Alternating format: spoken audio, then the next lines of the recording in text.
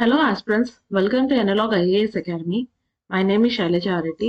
ఈ రోజు ఉన్న ఇంపార్టెంట్ కరెంట్ అఫైర్స్ ఏదో తెలుసుకుందాం. సో ఈ రోజు డేట్ వచ్చేసి మనకి December 18, 2025.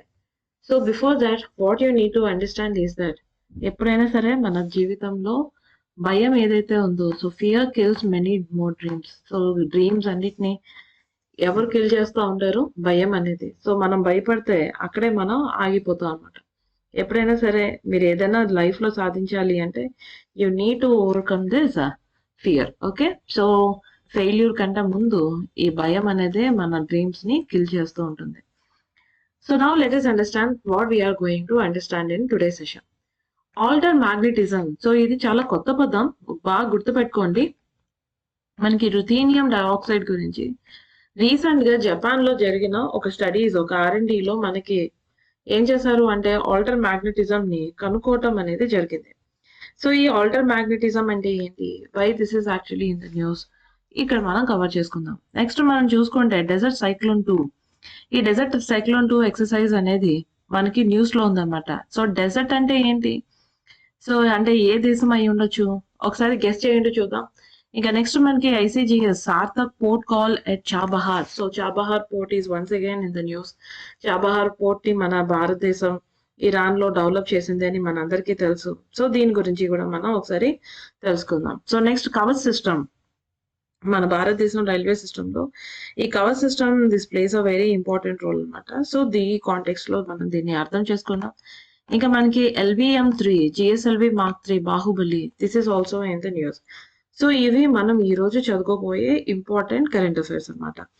సో ఫస్ట్ ఆర్టికల్ నుంచి స్టార్ట్ చేద్దాం. ఆల్టర్ మ్యాగ్నెటిజం ఇన్ రుథీనియం డయాక్సైడ్ అనేది కనుక్కోబడింది. సో ఎవరు కనుక్కున్నారు?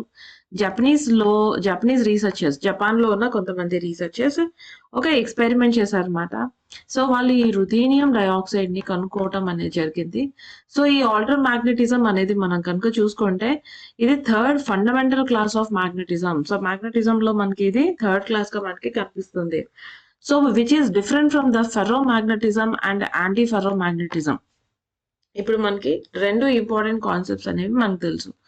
ఒకటి ఫెర్రో మ్యాగ్నెటిజం తెలుసు, యాంటీ ఫెర్రో మ్యాగ్నెటిజం అనేది తెలుసు.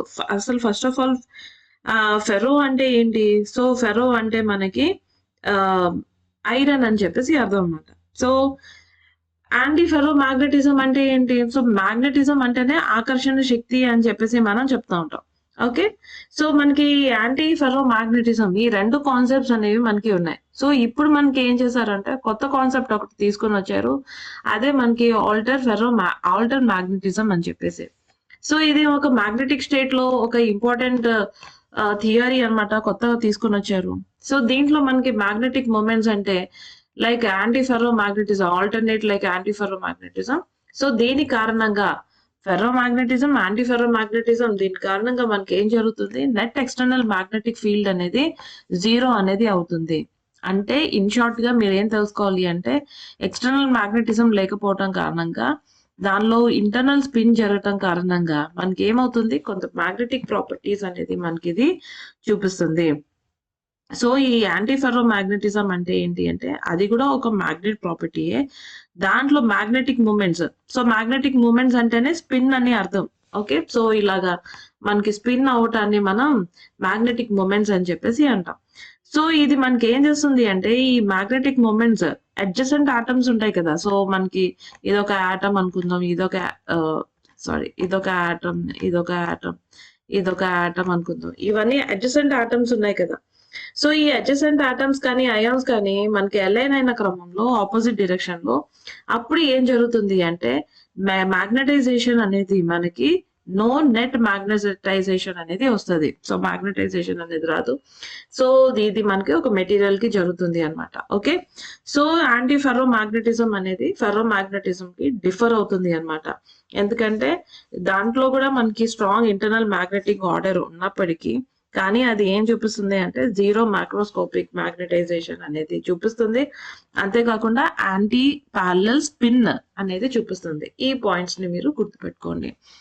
ఇంకా ఇది మనకి మిగతా మ్యాగ్నెటిజం, ఆల్టర్ మ్యాగ్నెటిజం ఎలా డిఫరెంట్ అంటే మనకి ఫెర్రో మ్యాగ్నెట్స్ అంటే ఐరన్, దాని స్పిన్స్ అనేవి ప్యారలల్ గా అలైన్ అయి ఉంటాయి. దానికి స్ట్రాంగ్ ఎక్స్టర్నల్ మ్యాగ్నెటిజం అనేది ఉంటుంది. And it always shows north south poles అనేది మనకి కనిపిస్తుంది. బట్ మీకు పోల్స్ మనకి మ్యాగ్నెట్ లో కొన్ని ప్రాపర్టీస్ అనేవి ఉన్నాయి. ఏంటి ఆ ప్రాపర్టీస్?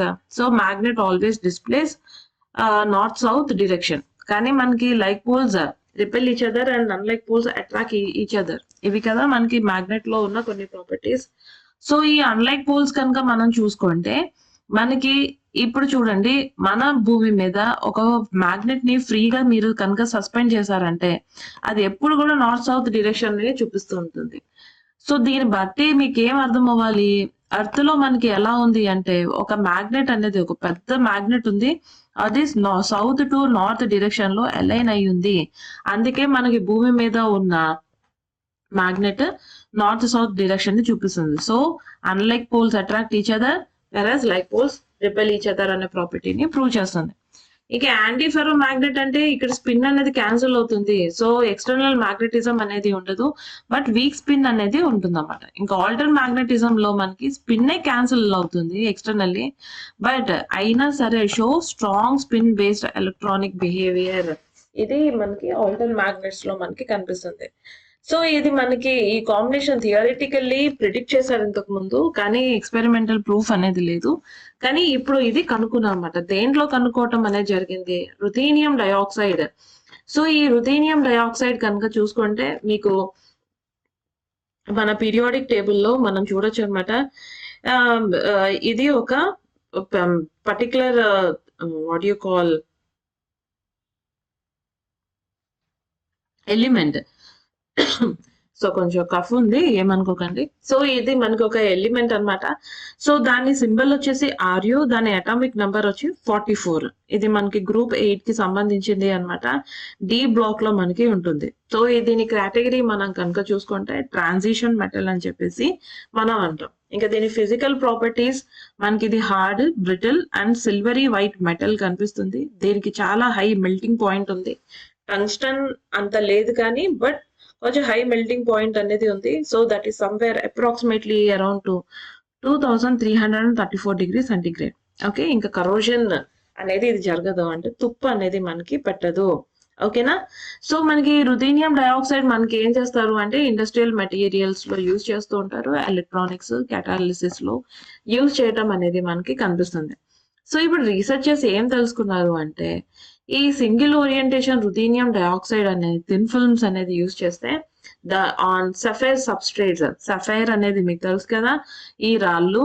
సో దీని కారణంగా ఏంటి అంటే యూనిఫామ్ క్రిస్టల్ స్ట్రక్చర్ అనేది వస్తుంది. సో ఈ స్టడీస్ అనేవి చాలా ఇంపార్టెంట్ అన్నమాట. ఎందుకంటే మ్యాగ్నెటిక్ ప్రాపర్టీస్ ని అర్థం చేసుకోవడంలో ఒక ఇంపార్టెంట్ బ్రేక్ త్రూని తీసుకొని వస్తాయి. ఇక ఈ డిస్కవరీని చేసింది ఎవరు అంటే మనకి జాయింట్ జాపనీస్ టీం వాళ్ళు మనకి కండక్ట్ చేశారు. ఎవరు అంటే వాళ్ళు national institute of for material science వాళ్ళు, university of Tokyo, Kyoto institute of technology and Tohoku university, వీళ్ళందరూ కూడా ఇది కండక్ట్ చేయడం అనేది మనం చూపిస్తున్నాం. ఇంకా ఈ డిస్కవరీ మనకి ఎందుకు మ్యాటర్ అంటే మనకి ఆల్టర్ మ్యాగ్నెటిజం అనేది మ్యాగ్నెట్ క్లాస్ లో ఇది థర్డ్ మ్యాగ్నెటిక్ క్లాస్ అన్నమాట.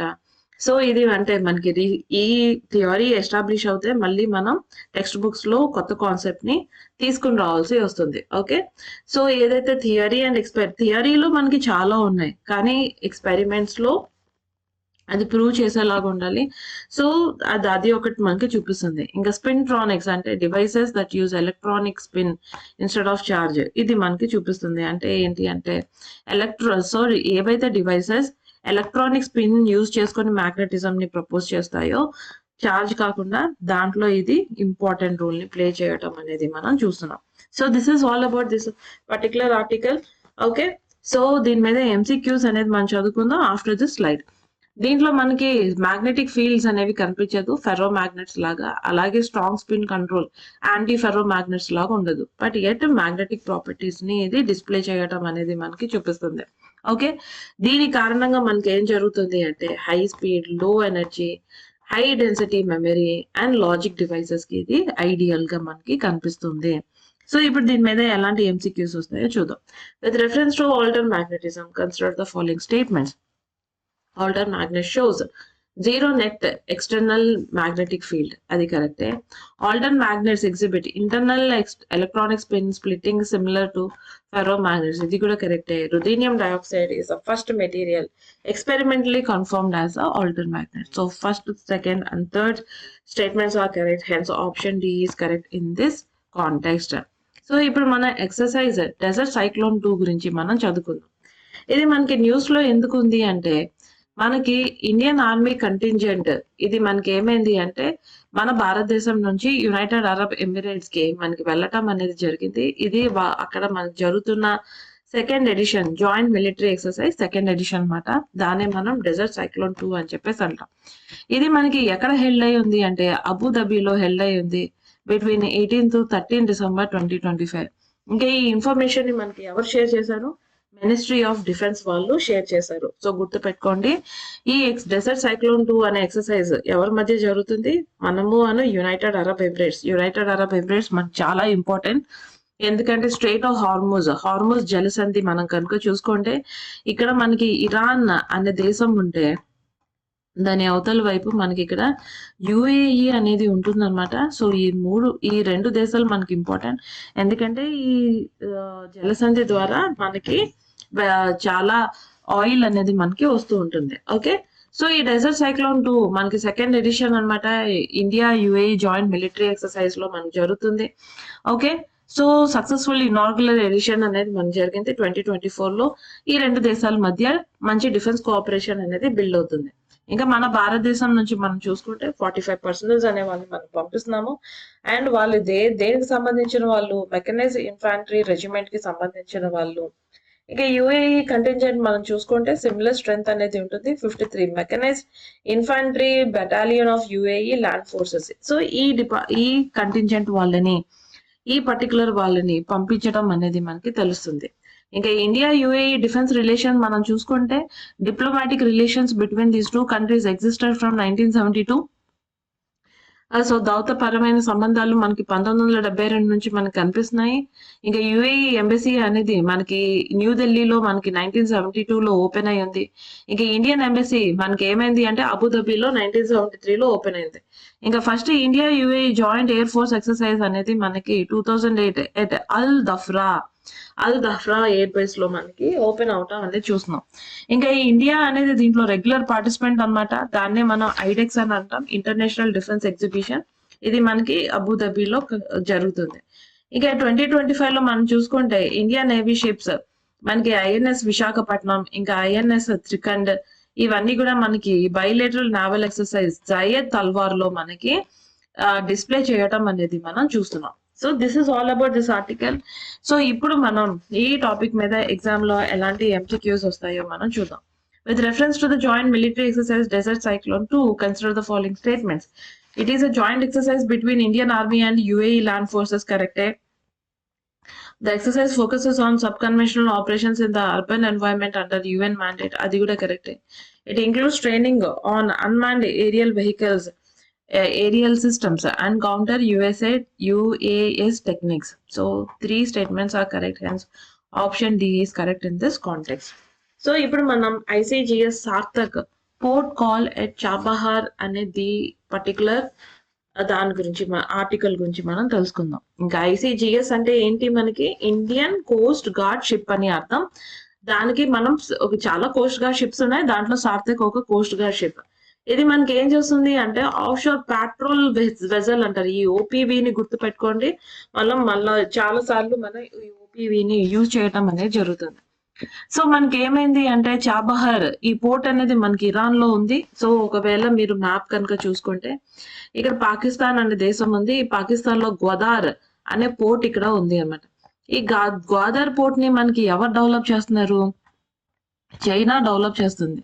ఓకే, సో ఎందుకంటే ఈ స్ట్రెయిట్ ఆఫ్ హార్మోజ్ జలసంధి నుంచి మన భారతదేశం షిప్స్ అనేవి సో చాలా వస్తూ ఉంటాయి. కాబట్టి ఈ కాంటెక్స్ట్ లో ఈ రూట్ అనేది చాలా ఇంపార్టెంట్.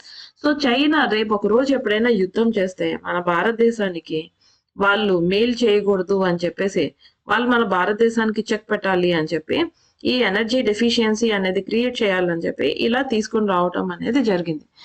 సో అందుకనే మన ఇండియా ఏం చేసింది అంటే పాకిస్తాన్ మనకి వెస్ట్ సైడ్ లో దానికి ఇరాన్ దేశం అనేది ఉంది కదా, ఇక్కడ మనం చబహార్ పోర్ట్ ని మనం డెవలప్ చేస్తున్నాం.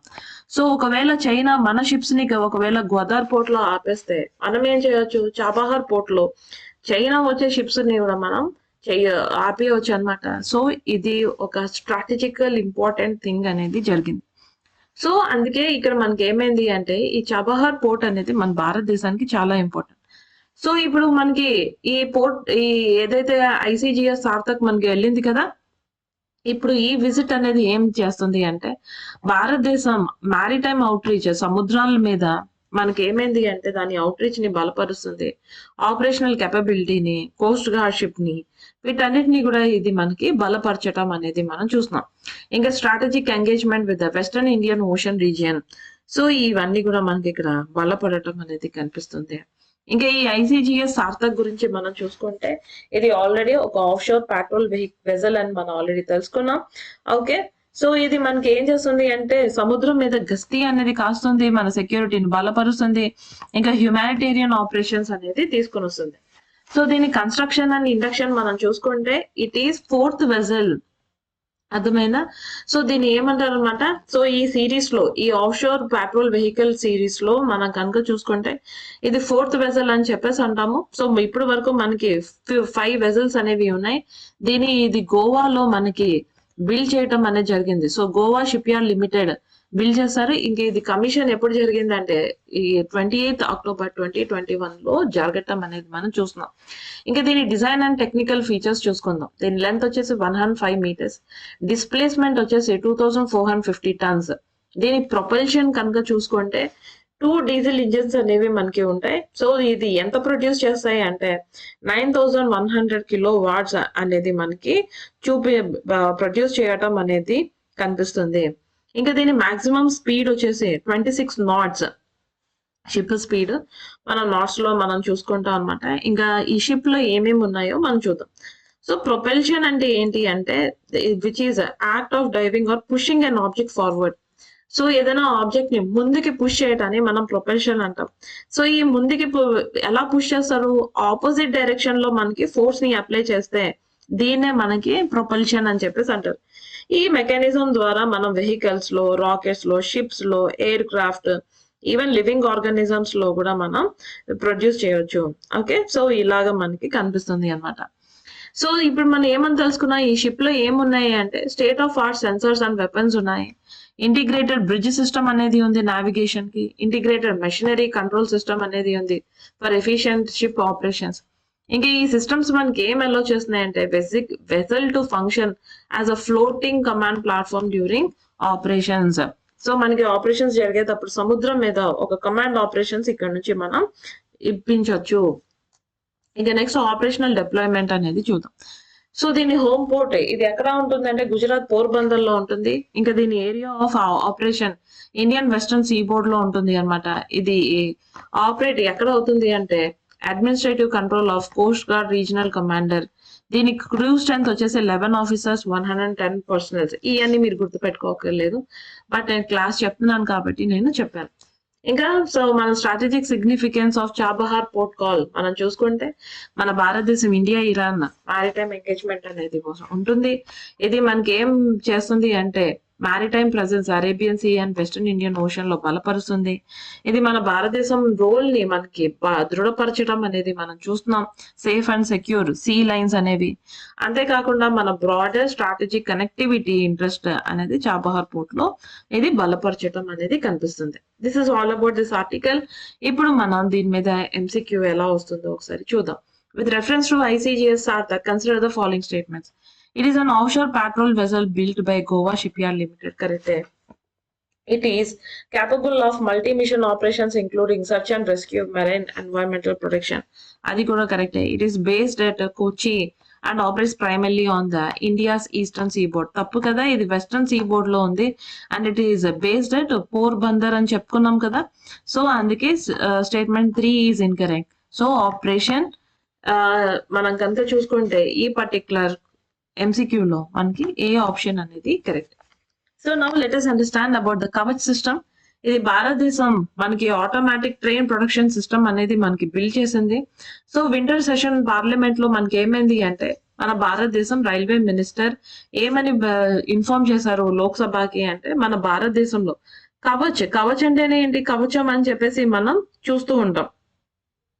Okay, which is what you mean by Kavach అంటే which is a protection armour అని అనుకోండి. ఓకే, సో ఇక్కడ మనకి ఈ కవచ్ అనే సిస్టాన్ని మనం తీసుకొని రావటం అనేది మనకి కనిపిస్తుంది అన్నమాట. సో ఇది మనకి ఫుల్లీ కమిషన్ అనేది ఎంతవరకు తీసుకుని వస్తున్నారు, ప్రస్తుతానికి 2000 కిలోమీటర్లు ఇండియన్ రైల్వే సిస్టమ్ లోకి తీసుకుని వస్తున్నారు. ఓకే, సో ఇది మనకి నెమ్మదిగా మిగతా ఏరియాస్ కి కూడా ముందుకి వెళ్తుంది అని చెప్పేసి శ్రీ అశ్విని వైష్ణవ్ గారు మనకి తెలియజేయటం అనేది మనం చూస్తున్నాం. సో ఇప్పుడు దీన్ని ఎవరు డెవలప్ చేశారు, research design and standards organisation వీళ్ళు ఇండియన్ రైల్వేస్ కింద వర్క్ చేస్తారు అనమాట. సో ఈ ఇండస్ట్రీ పార్ట్నర్స్ లో మనం చూసుకుంటే Veda servo drivers private limited, HBL power systems, Kernex micro system వీళ్ళందరూ కూడా ప్రధానమైన పాత్రను పోషిస్తూ ఉంటారు. ఇది ఆత్మ నిర్భర్ భారత్ లో ఒక ప్రధానమైన పాత్రను పోషిస్తుంది. మన భారతదేశంలో ఇంకెప్పుడు ట్రైన్ యాక్సిడెంట్స్ జరగకుండా చూసుకుంటుంది. ఇంక ఈ కవచ్ ఎలా వర్క్ చేస్తుంది అంటే ఇది ఒక సింగిల్ డివైస్ కాదు, ఇది ఒక complex digital safety eco system అనమాట. దీంట్లో 5 ఇంటిగ్రేటెడ్ కాంపోనెంట్స్ అనేవి ఉంటాయి. ఒకటి కోర్ టెక్నాలజీ, ఇంకా కంటిన్యూస్ ఆప్టికల్ ఫైబర్ కేబుల్ అనేది మనకి ఏం చేస్తారు అంటే రైల్వే ట్రాక్స్ కి సమానంగా ఇవి వేస్తారు అనమాట. So that high speed data transfer అనేది జరుగుతుంది. ఓకే, టెలికామ్ టవర్స్ అనేవి మనకి ఏం ఎన్ష్యూర్ చేస్తాయి అంటే కమ్యూనికేషన్ ఎప్పుడు కూడా ఇంటరప్ట్ అవ్వకుండా చూసుకుంటుంది. ఇంకా electronic devices and RFID tags అనేవి ఇన్స్టాల్ చేస్తారన్నమాట. దేంట్లో అంటే లోకోమోటివ్స్ లో, సిగ్నలింగ్ సిస్టమ్స్ లో, ట్రాక్ సైడ్ ఇన్ఫ్రాస్ట్రక్చర్ లో వీటన్నిటిలో కూడా మనకి ఇన్స్టాల్ చేస్తారు. అంటే ఈ కాంపోనెంట్స్ ఎలా కమ్యూనికేట్ అవుతాయి అంటే ultra high radio frequencies use చేసుకొని మనకి కమ్యూనికేట్ అవటం అనేది మనం చూడొచ్చు. సో ఈ pre programme safety logic Kavach అనేది మనకి ఎక్కడ కనిపిస్తుంది అంటే లోకో పైలట్ ని వార్న్ చేస్తుంది అన్నమాట. ఓవర్ స్పీడ్ అవుతున్నా, సిగ్నల్ వాయిలేట్ జరుగుతున్నా ఇమీడియట్ గా వార్న్ చేస్తుంది. తర్వాత ఆటోమేటిక్ గా బ్రేక్స్ ని అప్లై చేస్తుంది. ఒకవేళ పైలట్ అప్లై చేయకపోతే ఇదే మనకి అప్లై చేస్తుంది. కొలిషన్స్ అనేది జరగకుండా చూసుకుంటుంది అన్నమాట. ఈ సిగ్నల్ ఏదైతే మనకి పాసింగ్ ఎట్ డేంజర్ ఉంటుందో దాన్ని కాపాడుతుంది. అన్సేఫ్ ట్రైన్ మూవ్మెంట్స్ ని కూడా ఇది అలర్ట్ ఇవ్వటం అనేది మనం చూస్తున్నాం. ఒకవేళ ఇది మనం సింపుల్ భాషలో అర్థం చేసుకోవాలి అంటే మనిషి తప్పు చేయొచ్చు కానీ కవచ్ సిస్టమ్ అనేది తప్పు చేయదు, అది ప్రజల యొక్క ప్రాణాలని కాపాడుతుంది. సో ఇక్కడ మనకి ఫీల్డ్ ట్రయల్స్ అనేవి ఆల్రెడీ 2016లోనే బిగిన్ అయిపోయాయి అనమాట ప్యాసింజర్ ట్రైన్స్ మీద. సో దీనికి ఇంకా టెస్టింగ్, వాలిడేషన్ ఇవన్నీ కూడా మనకు జరుగుతున్నాయి. ఇవన్నీ మన ఇండియన్ రైల్వేస్ లోకి తీసుకుని రావటం అనేది జరుగుతుంది. ఇంకా దీని యొక్క కరెంట్ స్టేటస్ మనం చూసుకుందాం. డిసెంబర్ 2025 లో చూసుకుంటే ఇప్పుడు వరకు మనకి 7129 కిలోమీటర్స్ ఆప్టికల్ ఫైబర్ కేబుల్ ని ఆల్రెడీ వేసేసారు. 860 టెలికామ్ టవర్స్ ని ఇన్స్టాల్ చేయడం జరిగింది. 767 రైల్వే స్టేషన్స్ డేటా సెంటర్స్ కి కనెక్ట్ అవటం అనేది మనం చూస్తున్నాం. ఇంకా 3413 కిలోమీటర్స్ ఏమైంది అంటే ట్రాక్ సైడ్ ఎక్విప్మెంట్ డిప్లాయ్ అనేది జరగటం అనేది మనకి కనిపిస్తుంది. సో అంతేకాకుండా 4154 లోకోమోటివ్స్ అనేది ఇప్పటికీ కవచ్ సిస్టమ్ ని ఫిట్ చేయటం జరిగింది. ఇంకా 40,000 టెక్నీషియన్స్ ఇంకా ఆపరేటర్స్ దీనికోసం అని స్పెషలైజ్ గా వాళ్ళు ట్రైన్ అనేది జరిగారు. సో ఇది మనకి టెక్నాలజికల్ సాఫిస్టికేషన్, హ్యూమన్ కెపాసిటీ బిల్డింగ్ ఇది ఇన్వాల్వ్ అయి ఉంటుంది. ఇక కవచ్ అనేది ఎందుకు ఇంపార్టెంట్ అంటే ప్యాసింజర్ సేఫ్టీ అనేది చాలా ఇంపార్టెంట్ అవుతుంది. సో నెక్స్ట్ మనకి ఇంపోర్టెడ్ సేఫ్టీ సిస్టమ్స్ ని మనం రెడ్యూస్ చేసుకోవచ్చు, ఎందుకంటే ఇప్పటి వరకు ఇంపోర్టెడ్ సేఫ్టీ సిస్టమ్స్ ని మనం తీసుకుంటున్నాం కాబట్టి. ఇంకా ఇది ఏం స్ట్రెంథన్ చేస్తుంది అంటే India image as technologically driven railway system గా, ఇంకా ఆత్మ nirbhar Bharat digital Indian goals ఇది బలపరచడం అనేది కనిపిస్తుంది. ఇప్పుడు ఈ టాపిక్ మీద ఎగ్జామ్ లో ఎలాంటి ఎంసీక్యూస్ వస్తాయో ఒకసారి చూద్దామా. With reference to the Kavach system consider the following statements. Kavach is an indigenously developed automatic train production system. It has been developed by RDSO in collaboration with private Indian companies. Rendu statements correct. Kavach system relies solely on satellite based navigation, does not use trackside infrastructure. తప్పు కదా, మనం ఏమని చెప్పాము, మనకి మన optical fibre cables ని track మీద మనకి ప్యారలల్ గా వేసామని చెప్పాం కదా. So option 3 is incorrect, option 1 and 2 are only correct. So or not option. Statements 3 is incorrect. Statements number 1 and 2 are only correct. Hence, option A is correct in this context.